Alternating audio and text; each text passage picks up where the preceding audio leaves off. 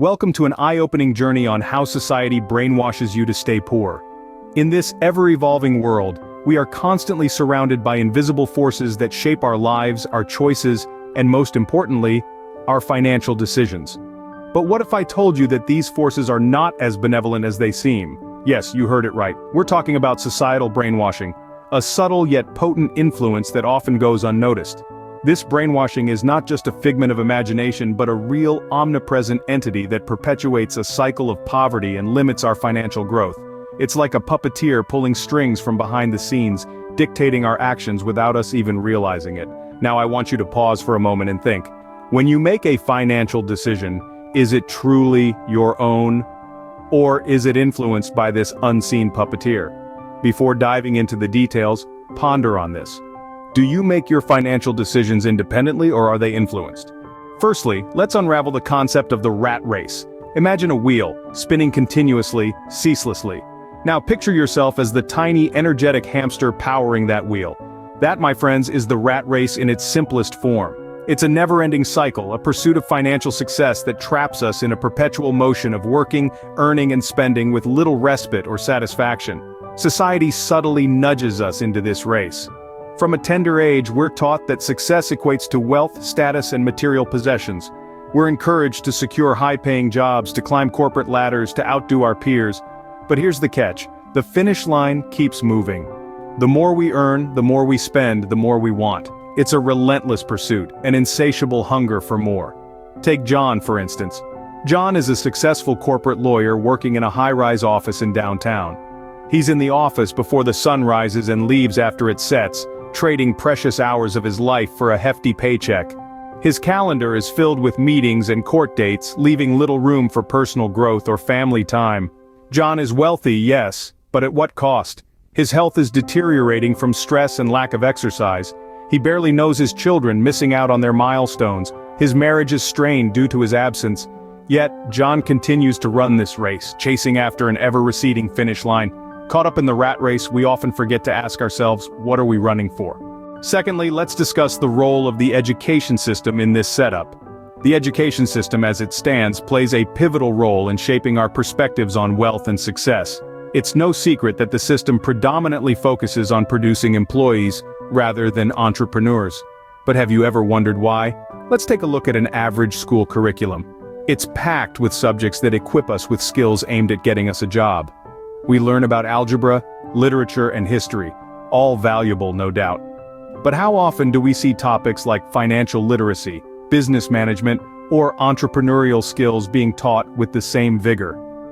Consider the story of Jane, a straight-A student who excelled in all her subjects. Jane was an exemplary student, praised for her academic prowess. Yet when she graduated, she found herself in a world where her academic achievements did not necessarily translate to financial success. Why? Because despite her extensive knowledge in various subjects, she was never taught how to manage her finances, invest wisely, or start a business. This is not to discredit the value of a good education. It's undeniable that learning is vital for our growth and development. However, it's crucial to acknowledge that our education system, in its current form, primarily prepares us for employment rather than entrepreneurship. It encourages us to become a part of the machine rather than the one who builds it. The result? We're subtly conditioned to work for money, rather than understanding how to make money work for us.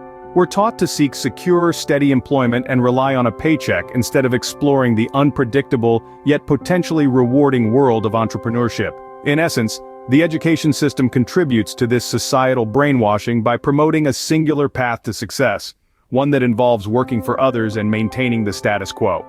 Our education system subtly conditions us to work for money, rather than making money work for us. Next, we explore the impact of consumer culture. Picture this. It's the holiday season. You're bombarded with advertisements showcasing the latest tech gadgets, the most fashionable clothing, the most luxurious vacations. These ads are designed to make you feel like you need these products to be happy, to be successful, to be loved. And the result? You spend, you buy, you consume. This is the power of consumer culture. Consumer culture and marketing strategies are intricately woven to encourage spending and discourage saving. They create an illusion of need, a desire that can only be satiated by purchasing the product they're selling. The marketers know how to play on our emotions, our aspirations, and our fears. They know how to make us believe that the key to happiness lies in our wallets. Let's take a closer look at the example of holiday spending. It's a time of joy and giving, but it's also a time of excessive spending. Advertisements paint a picture of the perfect holiday season, complete with expensive gifts and extravagant celebrations. This picture is enticing, but it's also deceiving. It makes us believe that the more we spend, the happier our holidays will be. But in reality, it's just a clever marketing strategy designed to make us open our wallets. The result of this consumer culture? We're constantly spending, constantly consuming, and constantly wanting more. Our bank accounts dwindle while our closets overflow. We're trapped in a cycle of spend and consume, and the worst part? We're often left feeling unsatisfied and unfulfilled.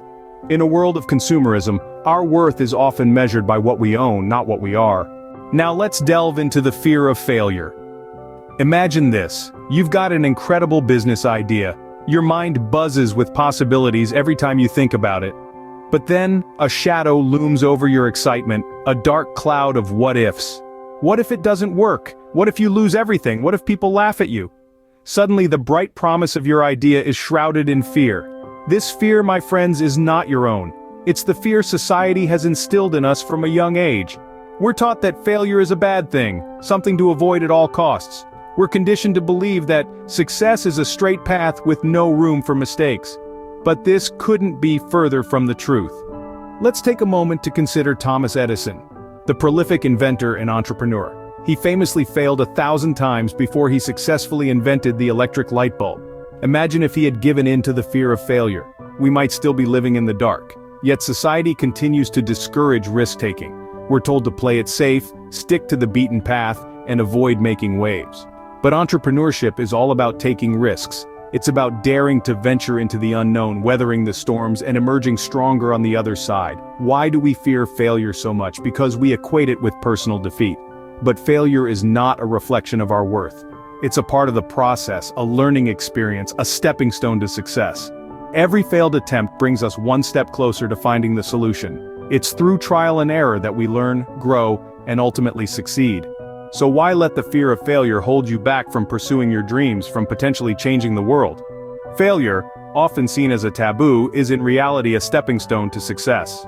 Lastly, how can we break free from this societal brainwashing? The answer lies within 3 key elements: financial education, risk-taking, and independent thinking. Financial education is a tool that empowers us to see beyond the status quo, to understand the potential of investments, and to create wealth. Think of iconic figures like Warren Buffett or Elon Musk. They weren't content with just getting a job and saving their way to wealth. They took risks, they innovated, they challenged societal norms. They didn't allow fear of failure to hold them back. They broke free from the rat race, and they did so by learning, taking calculated risks, and thinking independently. They saw a different path, and they had the courage to walk it. Breaking free from societal brainwashing requires courage, education, and a shift in mindset. So, that's how society subtly brainwashes us to stay poor. We've explored the unseen influences, the rat race, the education system, the consumer culture, and the fear of failure. Each of these elements stealthily encourages us to remain in a state of financial stagnation, complacency, and ultimately, poverty. We've also discussed how to break free from this cycle. It's not a simple task, but it's achievable. Independent thinking and financial education are your greatest allies in this journey.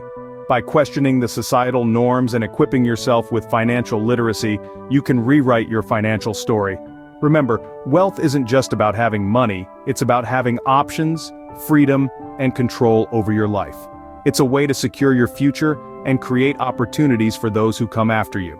Now ask yourself, are you a victim of societal brainwashing? And remember, subscribe for more thought-provoking content like this.